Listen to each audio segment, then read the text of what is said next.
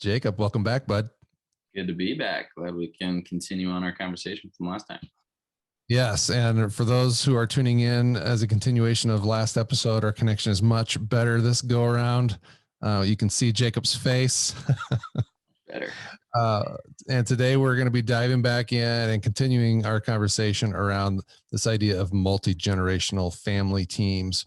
So if you're jumping in cold right now, I would suggest hit the pause button, go back and listen to episode 73. That really sets the stage for where we're at today. But Jacob, right away, I'm just going to turn things back over to you. Why don't you give us a quick recap of what we talked about last episode, and let's go from there. Yeah, absolutely. So last week we just talked mostly about the idea of the multi-generational family. We touched mostly, I think, on what that means in the short term as far as the intentionality that's going to require with your family, what that means with your kid and those intentional approaches. But, one of the other main ideas that I think is important with this concept is just truly the multi-generational view. You have to have a vision for your family. You have to have an idea that's going to extend, generations past where you may even be living. So it's the idea that you're building this framework and this idea that extends for years and years down the road. But those generations, even past you're gone, they're going to know who you were because what you did was important, and laying that framework of the multi-generational family extends a long ways past. Yeah, and that's a key point that I feel like I should address, because when we talked last, we jumped into that conversation pretty cold. At least I did. I didn't do a ton of research around this topic, and I went in with this thought that it was all about the physical location or the physical setup of the family. And that, I think, is an aspect of it, especially when you talk about biblical times. Mm-hmm. And I think there's certain areas of the world where they still live that way, less so in America or in the West. But it is so much more than that. Like you said, it really impacts our legacy, right? And that's what this show is all about, obviously. But our legacy is our family. And when we think about legacy, we need to be thinking about the second and third generation, and not just, how your life, the impact of your life and how that's going to impact your kids, but how it's going to impact your grandkids and beyond. And that's really where the multi-generational aspect of this, of family comes into play. So that's just me sort of reminding myself that this is a broader topic than kind of where I started to unpack it last go around. So yeah, and absolutely. It can expand, as big or as little as you want it to be. Like, obviously you have to focus on what's right in front of you, but those guys touch on it in the podcast, and I know other people have touched on it in your podcast. A big part of the way you think has to be around not what kind of parent you want to be, but what kind of grandparent you want to be. That's the idea that what you're going to do is going to make a difference past your kids. It's going to make a difference in your kids' kids and your kids' kids' kids. And you got to view what kind of grandparent you want to be, how you want to set yourself up spiritually, how you want to set your family up financially, the whole shebang. It's all got to be focused on generations down the road, as well as what's right in front of you. So that's definitely an important aspect. Yeah, 100%. And speaking of shebang, last episode you touched on Shabbat. Revisit that term, because I'm not familiar with it. I know you unpacked it a little bit in the last episode, but remind the listeners what that is.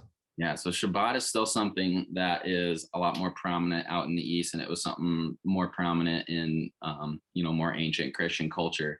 Basically, the idea is it's preparation for your Sabbath day. So it doesn't have to be, Saturday night or Sunday night or wherever, but it's just the idea that you're preparing yourself for a day of rest. It's getting the whole family together, where life gets so busy that sometimes it's important to just take all the plans off calendar, everybody drop their phones, and you just get together. And the best way to bond is just prepare a meal.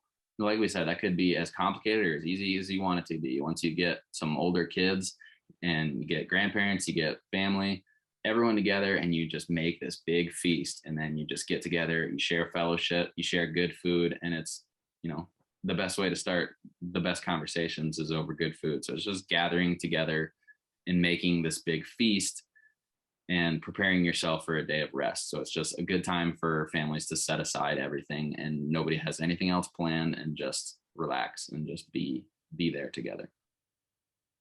Yeah. And I know that that is, my perception is that that's more common in the Midwest. Maybe it's common on the coasts as well, but I know that, like my sister, for example, um, her family every Sunday, to my knowledge, it's every Sunday after church, they get together at grandma's, the whole family, aunts, uncles, cousins from around the area, small towns. They all converge at grandma's house for lunch after church Mhm. every week. Yep. And that's kind of what you're talking about. And that's a chance for all those family members to connect and grow closer together and share stories and wisdom and just really grow a tight bond. And I think that we're seeing that tradition fade away in many areas, in many cases. Absolutely. Yeah. We live such a busy life where, I mean, I grew up having family dinner almost every night, but there's families out there and there's kids out there that never have that experience growing up where you sit down as with even just your parents and your siblings and have a meal every night. It's just kind of everyone eats whenever works for you. And you just miss out on a lot when you're doing that. It's a good time to sit down and just relax, just take a breath, slow down, and get in touch with your family. Yeah, that's a good point. Shabbat doesn't have to be a big ordeal like I just described. It can just be immediate family having that routine of a nightly dinner together. Because, like you said, that even that simple tradition is kind of fallen by the wayside with our busy schedules. Like you said, that's a good point. Can look a lot different depending on what age your kids are. Obviously, like I mentioned last time, it could be as simple as going and get some stuff, throw homemade pizza in the oven and eat that. Could be as simple as that, or it could be as complex as you want it to. But it's important to have that time with your family. Yeah. No, I really like this idea of thinking about our roles as men and leaders of the home through that lens of multi-generational leadership, because I long to look forward to the day when I had grandchildren, and now I do. I have one. Thank you. Thank you, sir. You're welcome. And now I really look forward to the opportunities to, when we get to see Calix, pour into him Mm-hmm. in lots of different ways, spiritually, emotionally, just encouraging him, building him up. And I think that, that's not only my responsibility, but it's a privilege. But, going back 20 years ago, I didn't have that Mm-hmm. multi-generational view. I was just focused on, life is a mess. I got little kids running around and I got to go to work, got to come home, clean up the house. We just get lost in the day to day. Yeah. Again, speaking from my own experience, it's easy to lose sight of the long-term implications of your day-to-day living. Absolutely. Does that make sense? Yeah, no, 100%. And you've been honestly a fantastic example of taking on this idea without even realizing it. Because that's the whole idea is that, like, while I'm sitting here trying to pour into my family, you're trying to pour into my family in the same way. And it just continues generation after generation after generation. But the biggest point is everyone's got to have that view. Like, you got to want to pour into your family. You got to know that your family's who you're going to lean on for knowledge and support. And it's the best way to achieve individual goals is by using your family, and the best way to achieve group goals is again by using your family. Everyone's got to share that view. You guys have been awesome about doing that without even being aware of the concept itself. So it's been awesome. Well, thank you. I think that we shouldn't lose sight of a mother's role in all of this too, and the impact that a marriage itself can have on this. And I know that when we think about leaving a legacy, I think one of the greatest legacies that we can leave the next generation is demonstrating how we love, Mm-hmm. right? And so the love that we show our wives, our spouses, teaches our kids how to love. Mm-hmm. And I think that the love that we show our wives is the best gift that one of the best gifts we can give our kids when we think about this generational blessings. Mm-hmm. And do you have anything to add to that? No, it's definitely an important point to hit on where, like you said, the best idea of what love looks like that your kids are ever going to get is going to come from what you do with your wife without even realizing it. I mean, kids are sponges. They soak up everything that you do without you even realizing it. So the best way that you're going to show your kids how to love is by loving your spouse and by having that relationship. Because honestly, if you have a great relationship with your wife, it's going to make your family relationship so much easier. So again, another one of those practical tools. Part of those practical tools, as many as you have that include the whole family, it's important to just go out on date nights with your wife too. Like you guys got to have that relationship. That relationship has got to come first, and the family relationship's just going to come easy from there. This podcast is part of the Edify Podcast Network. Edify is a faith-inspiring app that brings together thousands of the best Christian podcasts in one place for your listening enjoyment. Cut through the noise and grow your faith by diving into the world's top Christian podcasts today. Download the Edify app for free from the App Store or Google Play, or by going to edify.app. That's EDIFI.app. Absolutely. Another as I was kind of chewing on this since we talked last, I feel that, and again, this is speculation on my part, but I feel that one of the cultural things that is maybe impacting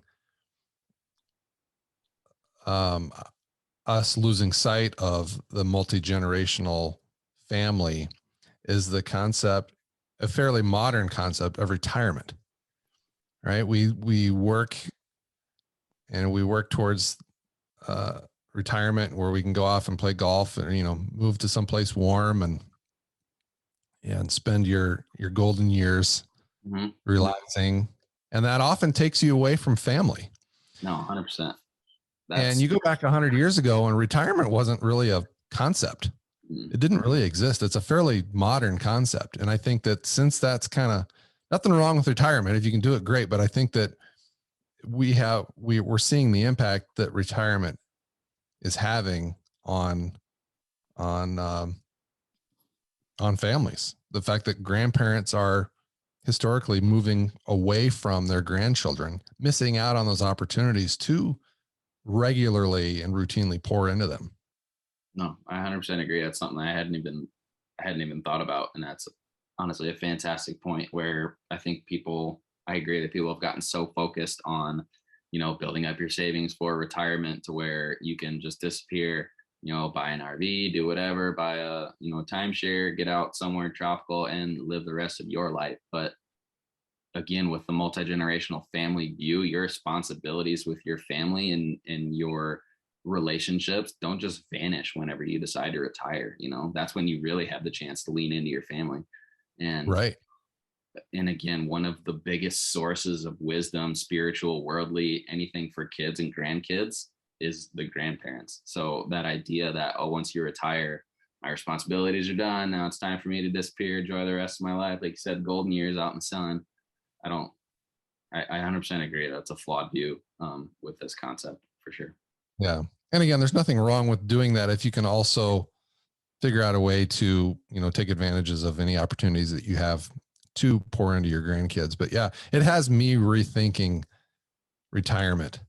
And that's probably a whole separate discussion, but yeah, just sort of an observation since we spoke last week about all this. It's a fantastic point. I really love that. Maybe we can touch on that in the future because I think sometimes that looks different. A good example is in the Midwest, again, with farmers, but they never really retire. I mean, grandparents are around a lot more. Families are centrally located. It's a different concept that I think it'd be a good topic to touch on in the future. Well, let's just go there. I mean, I think that's probably why we do see the Shabbat more prevalent in the Midwest. Is probably what the point you just brought up, that farmers, like you said, they don't ever really retire. They never go away, so to speak. And so if everybody wants to come over to Grandma and Grandpa's for lunch after church, they can do that.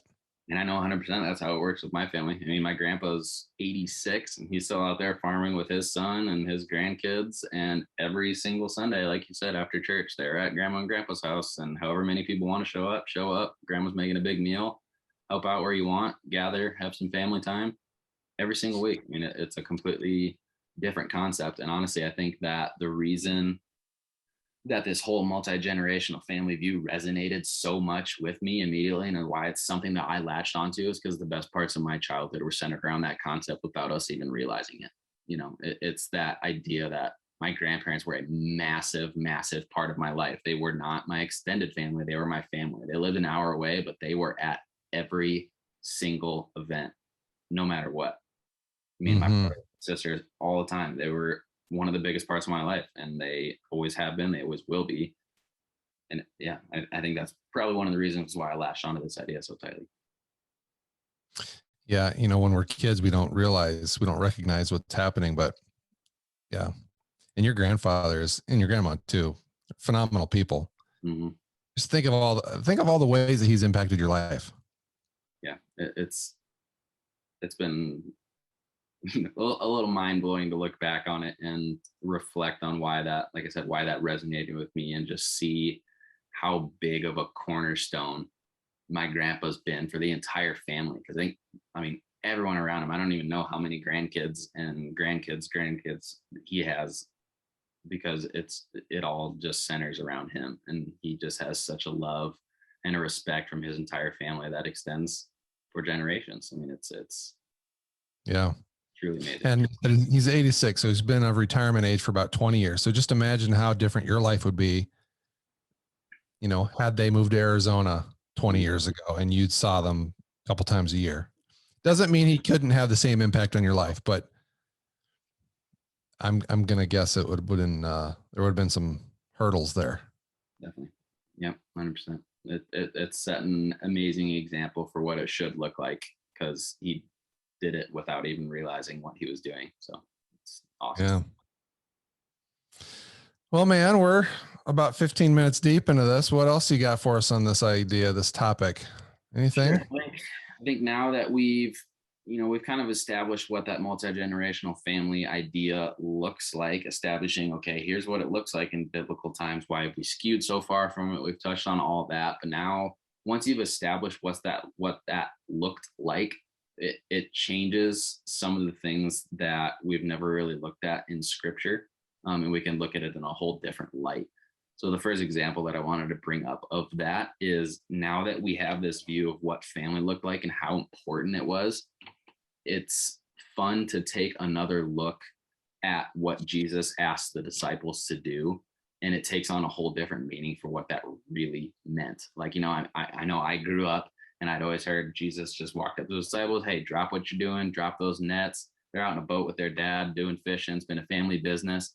Drop everything and come follow me. And they did it. I mean, it takes on a whole different meaning that they dropped everything. They dropped their family, and they had such a faith in this man and what he was doing that they literally left all of that behind, because they knew that it was going to be something bigger. So I think things like that take on a massive meaning when you really reflect on what it would have meant to drop all of it.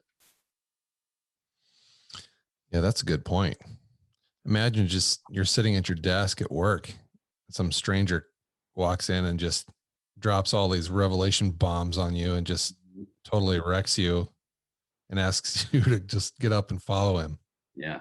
Yeah. So, I mean, it gets weird because the Bible doesn't give us a whole lot of idea. Like, maybe he knew them before, maybe they had interacted in some way before, but it could have so either he knew them briefly and again asked them to drop everything, or he just walked up to them and the Spirit led every single one of them to just drop everything. So drop everything, as important as that was to them, as important that family and what the family business and everything they had going on was to them. They literally dropped everything and went to follow Jesus and went to build something that we read about 2,000 years later. So that's stuff like that takes on a whole different meaning when you really reflect on what that would have meant with that family view.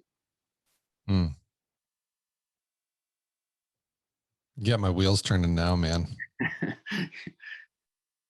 Yeah, I often reflect back to that. Like, what must that have been like? You know, like you said, they're out in the boats, they're doing their thing, working their butts off, and to just walk away from it. And again, whether it was on the spot or if it was, whether it had been leading up to that over a short period of time, doesn't really matter. I mean, they're still walking away from their entire life and their livelihood. Yeah. So that was one example of something we can look at a little bit differently now that we have that family structure. And another is just taking another look at, again, the Bible mentions a couple times, God adopted us, each and every single one of us, into his family, and he gave us an inheritance. So we can look then, okay, what does that really mean with that family structure? I mean, back then, adopting wasn't really a thing because of inheritance. I mean, we've seen inheritance feuds, if you will, in the Bible that have ripped families to shreds, right? Because inheritance means so much. I mean, we can read about the prodigal son. We can read about, people faking out their dads to get their brother's inheritance. I mean, it was a big deal, right? Like inheritance was a big part of the family structure. So then, well, and even today, families fight over inheritance today. It's a big deal. Yeah. Sadly. Absolutely. So, I mean, so like pulling outsiders into a family wasn't a thing back then because of that. I mean, it would have caused so many rifts in a family with inheritance. But now we take on this idea. Okay, now we understand what that family structure means. What does it really mean that God adopted every single one of us into his family and gave us an inheritance, and that inheritance is eternal life. What better inheritance could there possibly be? So now that we have that bigger idea of family, and God pulling us and adopting us into that family takes on a bigger meaning. God gave us the ultimate inheritance that you can't get anywhere else except through Jesus. Yeah. Well, and so if you take that same idea and look at it through the lens of our family members, if our grandchildren, my grandchildren, are my legacy, my inheritance, who doesn't want to stick around and oversee their inheritance? Mm-hmm. Nurture it and help it grow, right? Absolutely. And to turn your back to that, to walk away from it, to ignore it, you're missing out on all kinds of opportunities, earthly and spiritual opportunities as well. Yep. So then it takes on a bigger role within what you're doing in your own household too, because while you're trying to build inheritance and you're giving your kids inheritance, well, your role as a father is to lead them to a bigger inheritance as well.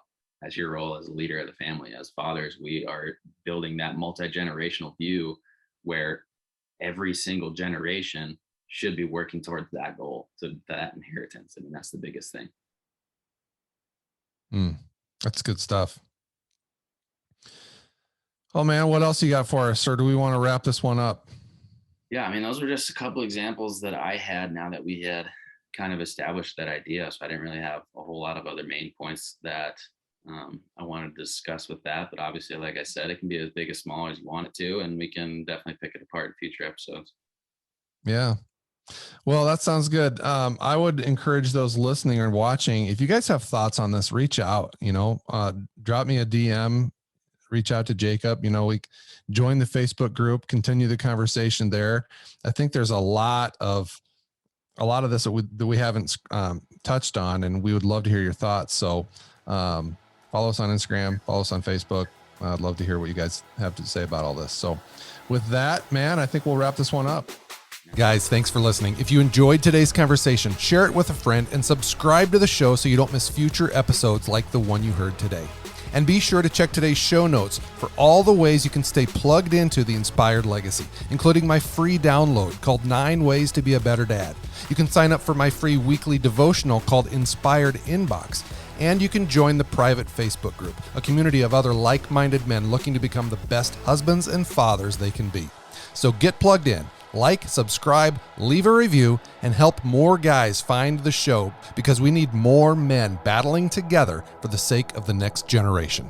Until next time, live inspired.